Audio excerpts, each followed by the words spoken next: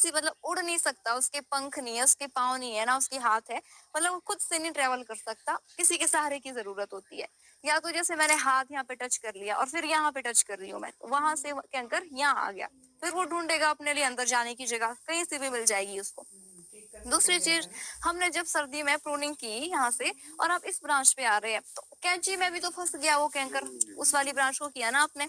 तो इस तरह से भी हम कैंकर को इधर उधर, मुझे लगता है ज्यादातर इसी वजह से आपका कैंकर इधर उधर हो रहा है। तो आपको क्या करना है, जो यहाँ पे देखो कितनी ज्यादा प्रॉब्लम कैंकर की आ रही है आपको, तो आपको हर एक ब्रांच में, जैसे ये पौधा है, इसमें लगभग 3 बार आपको अपनी कैंची को सैनिटाइज करना चाहिए।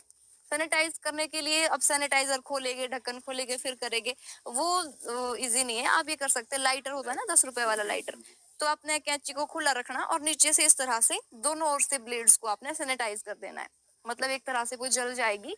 तो ये काम आप कर सकते हैं, सैनिटाइज करना बहुत ज्यादा जरूरी है, नहीं तो फिर यहाँ से वहां हर जगह पे आप खुद इस चीज को समझ पा रहे होगे।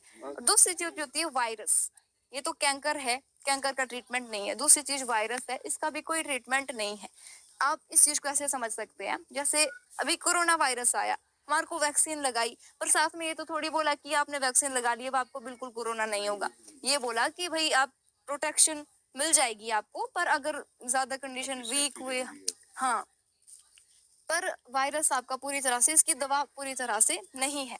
तो जैसे आप यहाँ पे देख पा रहे हैं ना, ये पत्ते देख पा रहे हैं, ये वाला पत्ता जो है ये वायरस है, इसको क्लोरोटिक वायरस बोलते हैं। ज्यादातर ये रेड डिलीशियस में ही होता है, और एक मोज़ेक वायरस भी होता है, दूसरा वायरस होता है, मतलब उसका कोई वो ही नहीं है, इलाज ही नहीं है।